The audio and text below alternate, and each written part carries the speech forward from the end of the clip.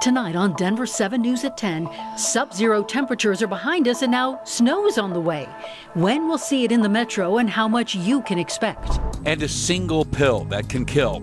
An emergency meeting called in Boulder. Enhanced street drugs are killing Colorado teens. And we all took an oath to defend our Constitution and protect our democracy. Calling out a fellow lawmaker for his actions on the day of the Capitol riot. I'm asking that a panel be formed to take testimony in public under oath. The new efforts to punish a Colorado state rep who was in D.C. on the day of the insurrection. And a better way to book your shot. A new high-tech tool tracking where and when vaccine appointments are available in Colorado. Well, we survived the sub-zero temperatures this weekend, but don't get too comfortable. Another storm is coming our way. Welcome to Denver 7 News at 10. I'm Ann Trujillo. And I'm Shannon Ogden. Thank you for joining us on this Denver 7 Weather Action Day. We have more snow and another cold snap. And Denver 7 Chief Meteorologist Mike Nelson is joining us. And Mike, fortunately, this one is just a quick burst of snow. And not nearly as cold. Right now, the only areas sub-zero up at Sterling at -1. Lamar is at 8 below zero. Ray is right at 0. But we have avalanche warnings and winter weather advisories in effect in the mountains and along the Front Range, seeing some snow now developing across much of the northern part of the metro area up into Weld County, Morgan County. That will increase later on tonight and gradually expand farther to the south tomorrow. Denver's in pretty good shape right now, but by morning we'll start to have some light snow or flurries that will increase during the day tomorrow, and we'll get our main snow tomorrow and tomorrow night, and it looks like it might be enough to make a pretty slick Thursday morning drive. But I have much warmer weather in the extended forecast. I'll share that with you in just a few minutes. Tonight, we have an urgent warning for parents. We are learning several Boulder County teens have died over the last few weeks after taking pills laced with fentanyl. The powerful opioid is being mixed into Xanax pills. Fentanyl is 50 to 100 times more potent than heroin, and over the last few weeks, local law enforcement has warned us that teens are partying with Xanax, but the drugs that are being bought off the street are tainted, laced, and nobody knows it until it takes a life. And things are so serious. Staff at New Vista High School in Boulder are holding an emergency meeting with parents tomorrow night. They're hoping they can find a way to stop more deaths. It's happening over Zoom, this meeting, starting at 6 p.m. So head over to the school's website for details on how to listen in. Well, tonight there's a nationwide effort underway to make sure the people responsible for the Capitol riot are brought to justice. Denver7's Sloan Dickey reports a Colorado state representative is now facing scrutiny from fellow lawmakers for being in D.C. that day. We all took an oath to defend our Constitution and protect our democracy. In order to do this work, we must first address this historical events on January 6th. A historic insurrection, and on day one of the Colorado legislative session, calls to strip a newly elected Republican state representative of his committee duties.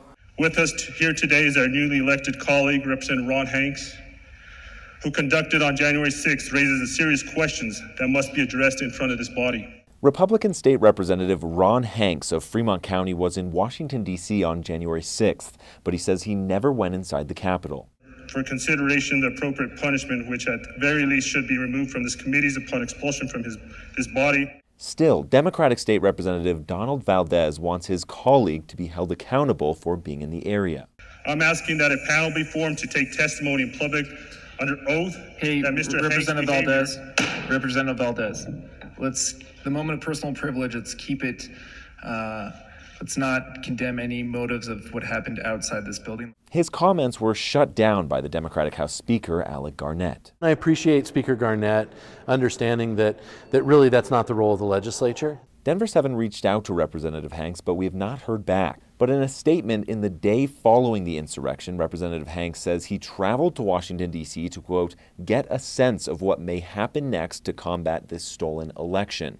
Keep in mind that's still a baseless claim. There's no evidence of widespread voter fraud. Hanks also blamed the violence on agitators and Antifa.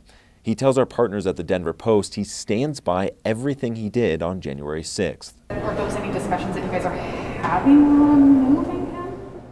Oh, absolutely not. Hanks is part of 2 Colorado House committees. Republicans say there is little chance he will be reprimanded. But Representative Valdez tells the Denver Post holding Hanks accountable is about those who believe in democracy and fair elections and those who don't. Now, in a statement to Denver7, the House Minority Leader said that the comments by Valdez were a misuse of those House rules and that Hanks will continue to serve on his committees. Reporting live on Capitol Hill, Sloan Dickey, Denver7. All right, Sloan, as you saw there, the legislature's back in session. Democrats say they have several priorities: providing economic relief, investing in infrastructure jobs, and reducing health care costs, which could include a state-run insurance option.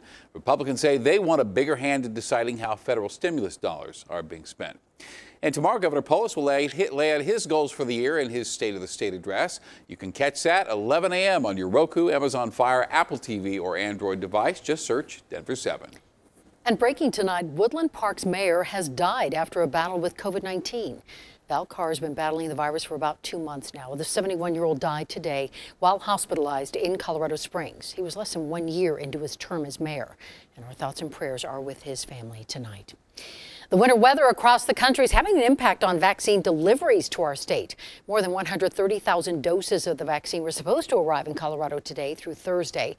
Those shipments delayed because the weather is impacting a distribution hub in Tennessee.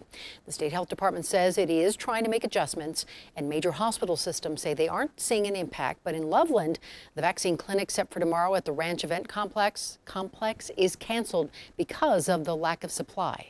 When we have a setback like this, it's always a bummer, but we also know that it's going to happen. We might be pushed back a little bit, but we're always very optimistic. The vaccine clinic at the ranch has been rescheduled for March 6th. A troubling spike in the still rare COVID-related illness in children known as MIS-C. Now, the uptick in cases, including here in Colorado, appears to be tied to the increase in overall COVID cases late last year. Now, MIS-C is thought to be an immune response from having COVID. It develops a month or more after a child has the coronavirus. The Children's Hospital in Colorado treats most of our state's cases. It says about 2/3 of kids who develop it have to be admitted to the ICU. Now, the CDC reports only that Colorado has had between 31 and 50 cases. And I spoke with children's pediatric infectious disease specialist who says those numbers are actually higher, but he says they are having success with a more aggressive treatment. We're actually doing a study right now to try and actually get some data around that, but it's our impression that with more intensified therapy up front, the kids are getting better quicker and getting out of the ICU quicker and getting home quicker. Dr. Dominguez says the vast majority of their patients recover perfectly after 3 to 7 days in the ICU. Again, this is rare disease. CDC officially lists 2,060 cases nationwide and 30 deaths. Symptoms can include fever, rash, red eyes, or gastrointestinal problems.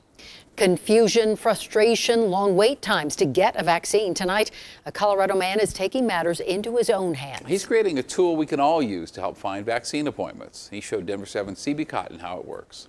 When computer clicks were only leading to confusion. I was trying to find a vaccine appointment for my mom, who was in that 70+ category. And it was just kind of confusing. Kate Anderson turned to her colleague. I'm Nick Muter, and I'm a computer programmer. I build websites. And he decided his next website would be a tool to help all Coloradans. I started to sort of play around in my free time after work and sort of just trying to figure out what was possible, and it was sort of fun. It was a fun puzzle to solve. In order to try to figure out how to get this information from all these pharmacies' websites. And with a skill set like his, it only took a few computer clicks to solve the puzzle, and the result? The website, Colorado COVID-19 Vaccine Finder. It sort of shows you just the any available appointments it was able to find. For some of the providers, it can actually show you the specific times that were available there. Right now, Muter's website is able to pull appointment info from CVS, Walgreens, and Safeway locations across the state. Muter says the website should refresh every couple of minutes with the latest availability. He's noticed that appointments in the metro area go fast. Come and they go within, a span of 5 minutes. On Monday evening, the only available appointments were down south or in rural parts of the state, but already his colleagues have put the site to good use. I started showing it to a couple coworkers, and one of them was able to use it to find appointments for their family. And Governor Jared Polis has applauded his efforts. I mean, I know Nick is amazing from having worked with him all these years, but even then I was impressed. I think he had the first prototype running the next day after I'd mentioned it. Proof that for those with the skill, it can only take some clicks. to find a solution and clear up the confusion. Obviously, this doesn't solve everything, but if it could be one small part, then I mean that's what makes me happy. CB Cotton, Denver 7. And Muter is working to pull appointment information from other pharmacies. Now, in the meantime, you can check out the website, and we have a link to it on thedenverchannel.com.